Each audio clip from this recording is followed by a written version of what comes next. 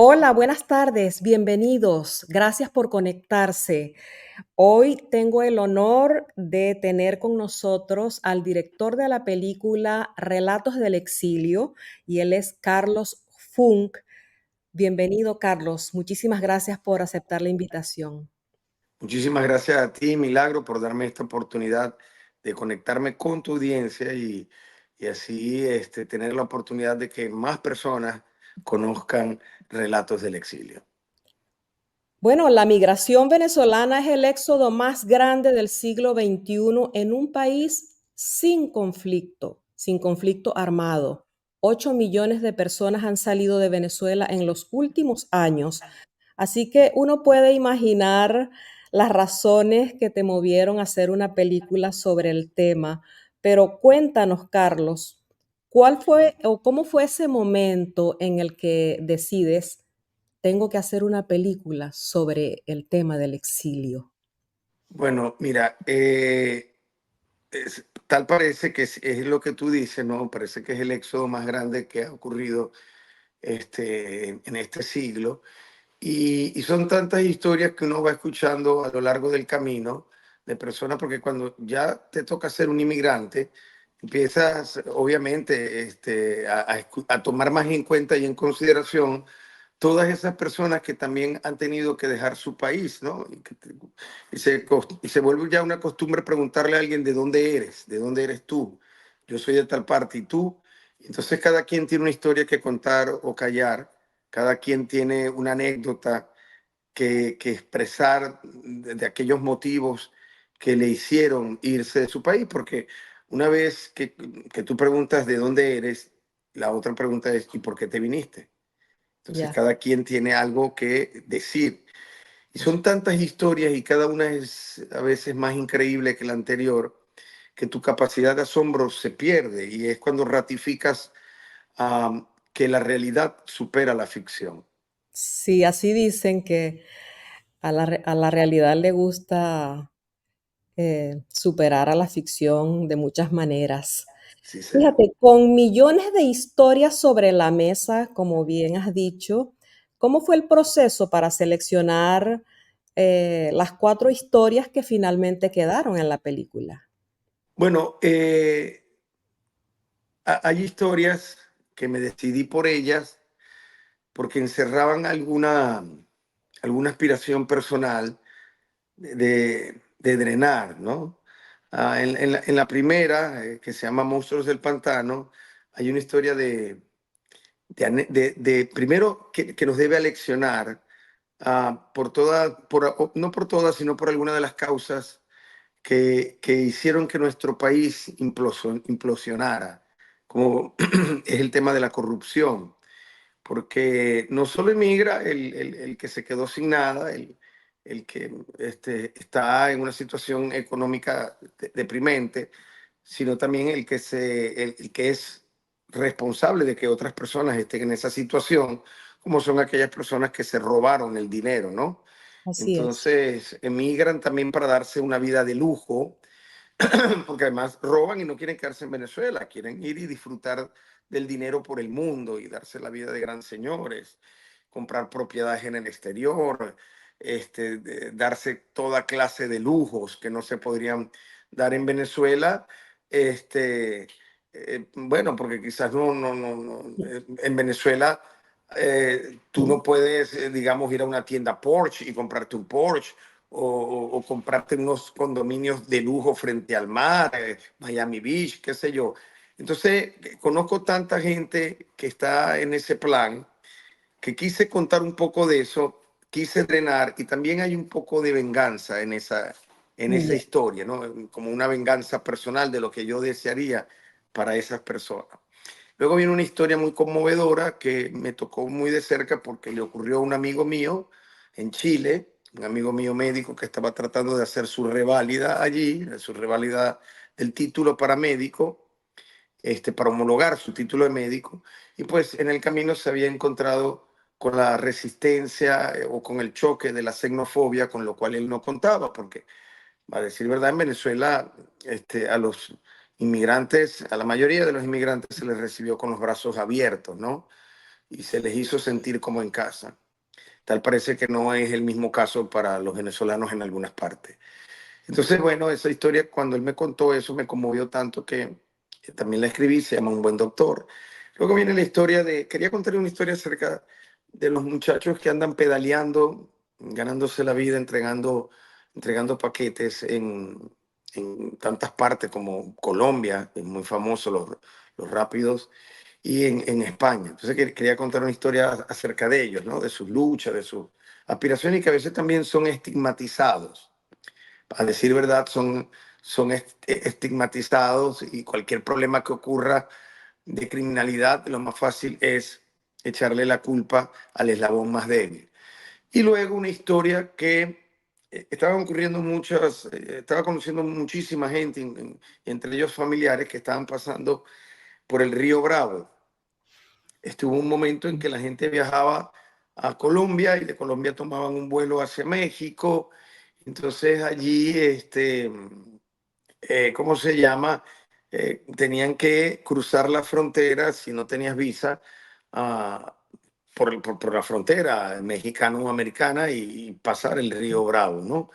Entonces, escuchando tanta historia, primero lo traumático que es ese periplo donde la solidaridad latinoamericana se ve muy comprometida, muy cuestionada, porque lejos de ayudarte, de mostrar una actitud solidaria con el que está huyendo de su país por lo que sea, pues aprovechan para más bien matraquearlo, pedirle dinero, chantajearlo, decirle, mira, yo sé que tú vas, tu destino final es Estados Unidos, si no me das 500 de aquí no pasas. O Sí, sea, es lamentable cómo se sí, vuelven unos coyotes sí, realmente en cada checkpoint, en cada punto fronterizo. así es. Pero ya cuando llegas al clímax, que es entregar tu vida y la de tus familiares a un desconocido, que seguramente tiene nexos con el narcotráfico, el crimen organizado y todo lo que puede implicar estas actividades delictivas, como lo son los coyotes mexicanos. Pero ya no solo los coyotes, o también alguna gente le llama polleros. Los Ya, coyotes mexicanos, también están los coyotes venezolanos que de alguna manera se han adueñado del negocio o, o tienen una concesión por parte de estas organizaciones criminales y son ellos los que pasan a los venezolanos por allí, por la frontera. Eso estuvo muy de moda en una época y los venezolanos estaban dispuestos a pagar lo que fuese porque los pasaran. Entonces, yo decía, Dios mío, esto no puede ser, uno no puede poner en manos de un criminal su vida, porque no vales nada. Y la palabra de un criminal es la palabra de un criminal en todo caso, ¿no? sí. ¿Cuántos casos de violación, de abuso, incluso a veces te retienen y le dicen, mira, dile al familiar tuyo que está en Estados Unidos que mande más dinero y te tienen así por un buen tiempo, casi que Ujú. secuestrado. Entonces, Sí. yo quise contar eso y poner una lección al final, ¿no? Y eso Dura, y pero y Carlos, eso mm, sigue pasando. bueno, Eh, sí, claro, y va a seguir pasando. Va Eso a no lo va seguir a detener pasando, sigue nadie. viniéndose gente por la selva, muchísimos. Eso está Sí, o bueno, pasando ahora es el actualmente. Darién, ¿no? Cuando Ujú. yo escribí esta historia todavía no estaba, digamos, Okey, muy de moda lo del Darién. okey. Ahora sí, pero bueno, ya vendrán nuevas historias que contar y allí también tendrá que tener un lugar esas atrocidades, esas monstruosidades de las que ocurren allí en el Darién, porque no es para tener digamos, una recreación morbosa de los hechos, sino una lección, una advertencia. No lo hagan, por muy desesperados que estén, no lo hagan. Ya. Carlos, ¿cuánto tiempo les llevó, realizar esta producción y en qué ciudades realizaron las grabaciones? Bueno, mira, nosotros nos tocó, nosotros grabamos en Estados Unidos, en Miami y en Texas. Y en el exterior se grabó en Chile y en Colombia. Las de Estados Unidos las dirigí yo y las que se hicieron fuera, pues las delegué en otro director que había trabajado conmigo muchísimo tiempo. Y los ensayos con los actores, lo que llamamos nosotros la lectura de guión, me correspondía a mí, dado que había escrito las historias y nadie mejor que yo para entender las intenciones, motivaciones, conflictos psicológicos de cada personaje, ¿no? Entonces, siempre tenía la lectura de guión con todos los actores, Y le pedía muy encarecidamente al director que por favor mantuviera la esencia de cada diálogo y de cada cosa que nosotros discutíamos. Yo a veces le pedía expresamente, mira, en esta situación, esto es lo que yo quiero que dé el actor, bueno, te encargo para que lo saques.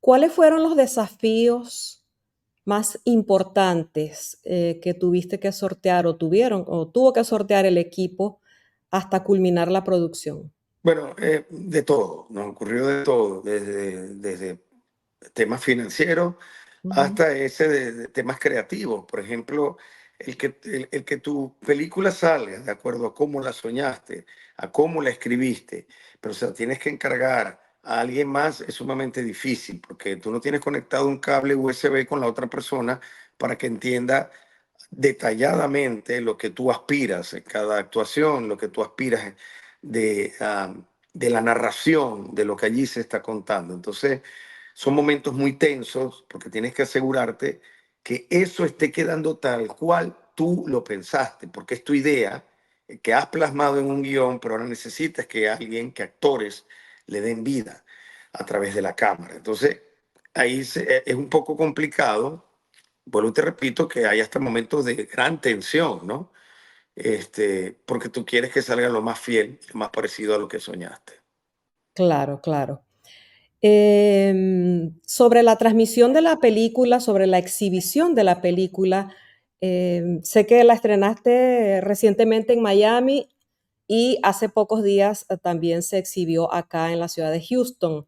Correcto. ¿Cuáles son las otras ciudades que siguen y Bueno, cuándo se va a poder ver en plataformas streaming? Alguien me preguntó, me mandaron a hacer esa pregunta. no, no, totalmente válida. Mira, esto se trata de lo siguiente. Nosotros vamos a seguir una gira por todos los Estados Unidos. Las próximas ciudades donde vamos a estar es Utah, de Salt Lake City. Luego vamos a estar en Dallas. Luego vamos a estar en Austin. Luego regresamos, vamos a estar en Orlando. Vamos a estar ¿en qué otros? En Los Ángeles vamos a estar. De nuevo creo que vamos a repetir Miami porque se quedó, no, no fue suficiente la exhibición que se hizo el sábado. Estábamos a casa repleta. Ya, Entonces, pero luego nos vamos a Europa para continuar una gira por Latinoamérica. ¿Qué estamos haciendo? ¿Qué estamos tratando de hacer con esto?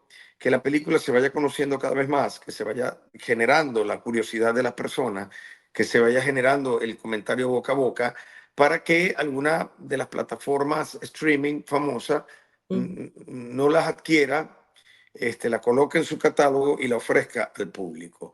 okey, Estamos siguiendo la ruta que nos enseñaron nuestros hermanos de la película Simón, una ruta de comercialización, distribución y promoción excelente. Entonces, estamos siguiéndola para que estas películas venezolanas que se están realizando tengan una audiencia cautiva, que es la venezolana, apoyada a través de las distintas plataformas que existen.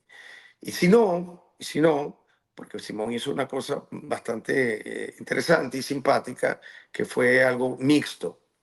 Está en Netflix la película de ellos, pero solo para ciertas áreas. Para Estados Unidos tienes que comprarla a través de su página web.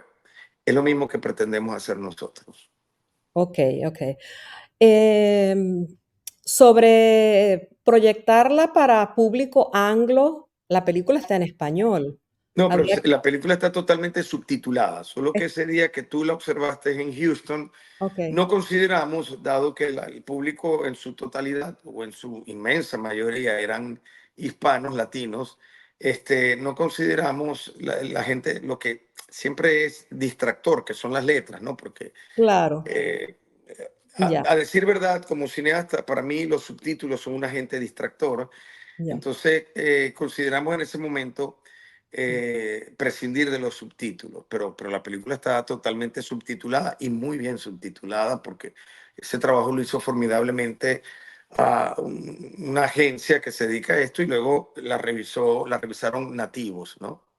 Claro, porque esa es la manera de llegar a un público más amplio, ¿no? Al público Totalmente, anglo. sin duda. No tenemos duda de eso, Milagrito.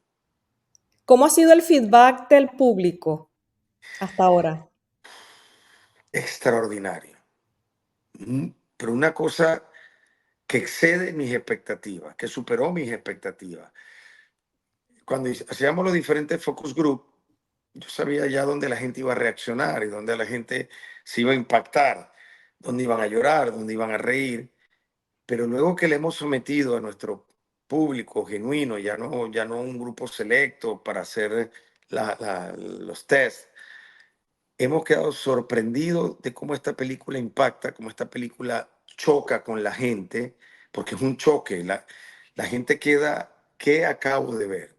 Ujú. Entonces, eso nos llena de gran satisfacción, porque entonces hemos entendido y llegado a la conclusión que la película realmente ha cumplido su función. El cine tiene una función principal que es el entretenimiento, pero además si el cine te puede enseñar, te puede educar, te puede informar, te puede dar, te puede hacer reflexionar, bueno, estamos frente a un fenómeno cultural, ¿no? Entonces, yo creo que aquí la gente tiene una oportunidad de reflexionar mucho, tal vez de mirar acerca de la lección que significa haber perdido tu país, que no es poca cosa. Ah, porque no solo que has tenido que salir de tu país, de alguna manera has perdido tu país. Venezuela es ya para mí cada vez más un recuerdo más efímero. A veces la veo como surreal, a veces me pregunto si en verdad viví allí alguna vez, en esa Venezuela tan linda. Ayer tuve la oportunidad de ir a una presentación de una telenovela que se llama Dramáticas, que hizo este chico Daniel Ferrer, y primero se pasearon por todo lo que había sido la historia de las telenovelas venezolanas. Y cada vez que yo veía el intro de alguna telenovela o la canción de alguna telenovela, me llevaba a esa Venezuela de los años 80, de los años 90, y me hacía la misma pregunta que escribí en el guión y que recita uno de los actores, que es, ¿en qué momento perdimos el país? Ya. Entonces, en Diario Bucaramanga la gente va a tener la oportunidad de reflexionar, de conectar con la nostalgia, En Relatos del Exilio. en relatos del exilio. Pero sobre todas las cosas, ¿Cuál es el mensaje que quiere comunicar esta película? drenar mucho. Van a reír, como siempre lo digo, van a llorar, pero nos vamos a encontrar con lo que somos los venezolanos, con esa viveza criolla, con esa simpatía, Ujú. con esa valentía, con la buena disposición, el buen ánimo. A veces nos vamos a encontrar con lo que somos, es lo que te puedo decir. O sea, los venezolanos van a decir, así somos los venezolanos. Claro, yo que ya vi la película hace un par de días, la película transmite un mensaje también de reflexión sobre los efectos dañinos de la xenofobia, ¿no? Obviamente. Y eso es, bueno, para la reflexión de todo el que la ve. ¿Habrá una segunda parte de Relatos del Exilio? Bueno, mira, fíjate una cosa, ya yo tengo escrito el guión de la 2.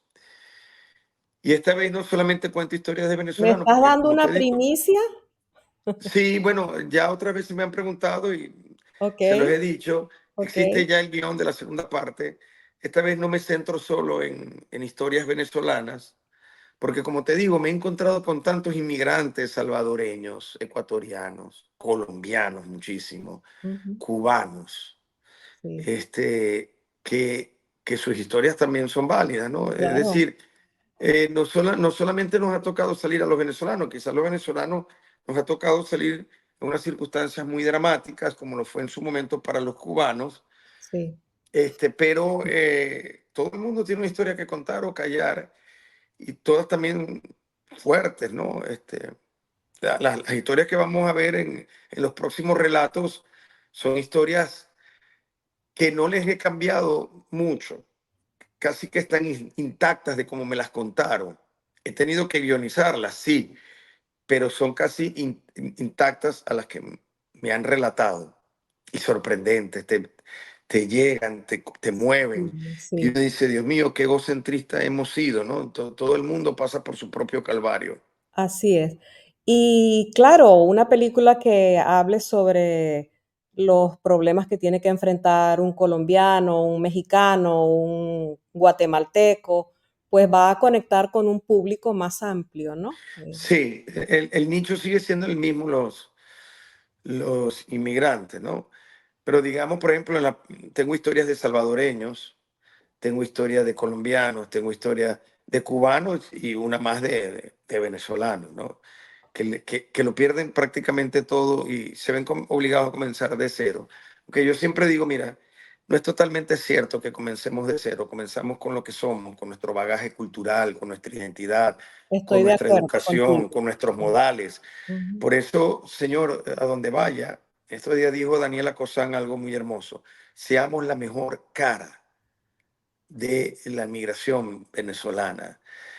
A veces los venezolanos, es cierto, solíamos ser muy arrogantes, no estoy generalizando, pero creíamos que todo nos estaba debido, ¿no? Entonces, a veces no sabemos decir gracias o por favor o simplemente dar una sonrisa, ¿no? Creo que debemos ser más educados y en la manera que nosotros seamos, también recibiremos. A veces nos quejamos, no, que nos trataron mal, pero bueno, hay veces que la gente ya está predispuesta. Hay Sí. que estudiar por qué la gente está predispuesta. ¿Por Ujú. qué la gente está predispuesta en este momento con el venezolano? ¿Es casualidad? Bueno, casualidad no es. Lo que sí no es justo que generalicen a Sí, toda la comunidad venezolana, por lo que ciertamente sí algunos venezolanos están haciendo y haciendo de manera atroz y muy mal, que es sí. dejando muy mal el gentilicio, ¿no? Ujú. Entonces vemos en las noticias que eso desafortunadamente es lo que más volumen se le da, Sí. pero son noticias ciertas, no son mentiras. Sí. Y entonces allí es donde debe saltarnos la primera interrogativa o el primer planteamiento sobre la predisposición de la gente y cómo qué podemos hacer como venezolanos para cambiar esa predisposición que ya existe. Claro. Lamentablemente, esos son los hechos. That's it. Ya la gente está un poco predispuesta con los venezolanos, de manera que ahora nos toca ser mucho más trabajadores, mucho más simpáticos, mucho más amables y educados para revertir esa matriz de opinión que lamentablemente se originó motivado por las malas acciones de algunos venezolanos. Así es. Quisiera que comentáramos rápidamente cómo fue la escogencia del casting para la película, que cuenta con la extraordinaria participación de excelentes actores como Franklin Virgües, como José Ramón Barreto, como Gabriela Vergara. Y para mí fue una sorpresa la estupenda actuación del novel actor Héctor Peña. Pero cuéntame tú. Bueno, mira, eh, fueron, no era el cast original, ahí había otras personas. Por ejemplo, Ujú. en el papel de Franklin Virgo iba a ser Laureano Olivares, en la de Héctor Peña iba a ser este Rodolfo Soule, eh, y así, ¿no? Eran otros actores, pero quiso la vida, quiso el destino, quiso la suerte, ya no lo sabremos, Sí, que eso que se fueran complicando cada uno de estos personajes y sí, yo tener que irlos sustituyendo por un cast que para mí hasta ese momento era inalcanzable. Yo no me atrevía porque yo decía, bueno, Franklin Virgo está muy ocupado, Gabriela Vergara está muy ocupada, Norquis, Héctor, Ana Karina Casano. Pero bueno, le encomendé la tarea a mi director de casting, Guillermo Londoño, que además es coproductor, y cada vez que me decía, fulano está dentro, fulano está dentro, fulano dijo que sí, Perencejo dijo que sí. Yo decía, Dios mío, esto se me está armando el Dream Team, el equipo soñado, o sea, okey. no hay manera de pelar esto, no hay manera de que esto vaya a ser malo. A veces tenía miedo porque algunos de ellos vienen de las telenovelas y podía ser bueno o podía ser malo, porque yo soy cineasta, yo no soy, digamos, yo no vengo de la televisión, yo hago cine. Y el cine tiene lenguajes muy distintos a la televisión. Pero todos estos actores son maravillosos porque su formación, más allá de la televisión, viene también del teatro, ¿no? Y están bien formados, porque aunque algunos hayan comenzado televisión, luego empezaron a hacer teatro y el teatro es mucho más exigente a nivel actoral. Entonces, cada uno de ellos era formidable. Héctor Peña, que era con el que yo mayor tenía dudas y reservas, me dejó sorprendido su capacidad de trabajo. Él estaba a veces hasta las 2:30 de la mañana en mi casa ensayando, aquí en mi casa, y también a veces Gabriela se quedaba hasta tarde ensayando hasta ellos estar seguros que habían entendido las motivaciones de los personajes. Ok. Porque un personaje no es simplemente lo que dice allí en el guión, tú tienes que construirlo. Ese personaje viene de algún lugar, Sí, así es. ha tenido amigos que lo han influenciado, tiene padres, ha ido al colegio, ha sido malcriado, ha sido buena conducta. Es decir, tiene que tener un background ese personaje, tiene que Ujú, tener algunas mañas, ujú. tiene que tener algunas aspiraciones en la vida. Entonces, eso te va creando el carácter del personaje y haciendo que la gente crea que de verdad ese personaje existe en la vida real. Porque si no, es simplemente unas letras que repites y ya. No hay Sí. ninguna honestidad. Es lo que ocurre en las telenovelas. Entonces, tú tienes que darle a ese personaje muchos matices y sobre todo conectarlo con aspiraciones psicológicas, darle perspectivas y dimensiones psicológicas al personaje. Y ellos lo entendieron, trabajaron duro, sobre todo Héctor trabajó muy duro en su personaje y yo estoy muy satisfecho, demasiado satisfecho. El mismo Nando de la Gente, que no es un actor de dramático, sino al contrario, es un comediante, pues le echó un camión de ganas y los resultados se ven en la pantalla. Sí, lograste, te felicito porque lograste un casting de primera y las actuaciones son de verdad extraordinarias. No, qué bueno que tú lo hayas podido apreciar y así como tú, todas las personas lo han podido apreciar. Gracias, gracias infinitas. Bueno, muchísimas gracias, Carlos, por haber conversado con nosotros esta tarde. Ha sido un honor conversar contigo sobre este tema del exilio que nos toca la fibra a todos los inmigrantes. Muchísimas gracias. Gracias a ti, Milagro, porque como tu labor como periodista es extraordinaria, porque además estás interesada en que la comunidad se retroalimente, se informe, se comunique, que las cosas positivas se comuniquen. Y es una labor de hormiguita, porque personas como tú logran que los venezolanos estemos conectados. No es cosa menor lo que haces, porque es una cosa de persistencia diaria y venezolanos como tú hacen mucha falta, sobre todo en estos momentos en que no tenemos agentes conectores como lo teníamos en aquel entonces, RCTV, Venevisión. Ustedes haciendo ese esfuerzo, ese trabajo de día a día, mantienen vivo la comunicación y conexión entre nosotros los venezolanos. Así que las gracias son para ti, mi amor. Muchísimas gracias por esas palabras tan bellas, las recibo en mi corazón y ha sido todo un honor compartir contigo esta tarde. Y a ustedes amigos, muchísimas gracias por habernos acompañado. Si les gustó este contenido, compártanlo con sus amigos y será hasta la próxima. Y que siga Relatos del Exilio cosechando éxitos y llegando a un público más amplio cada día. Buenas tardes. Gracias, gracias, Milagro. Chao. Son los días donde te preguntas, ¿qué carajo hacemos aquí? ¿En qué momento pasó, padre? ¿Cuándo perdimos el país, la familia, los amigos, la casa? ¿Qué carajo hacemos aquí?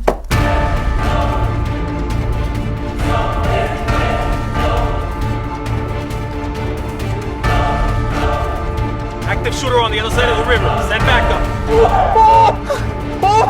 Tenemos... Dama de 34 años en trabajo de parto franco, la derivan del centro rural. Yo sé lo que estás haciendo.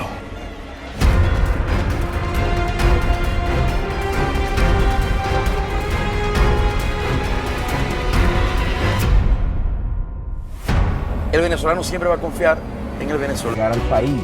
La delincuencia ha aumentado por culpa de los venezolanos. Sí. Este hermano que se tiene que ir. Pero no tu café, se tiene que ir del país. Peligroso, Patricia. No jodas. Peligroso que te quedes allá y la salud de la niña se deteriore al punto que ya no vayas a poder ni traerla.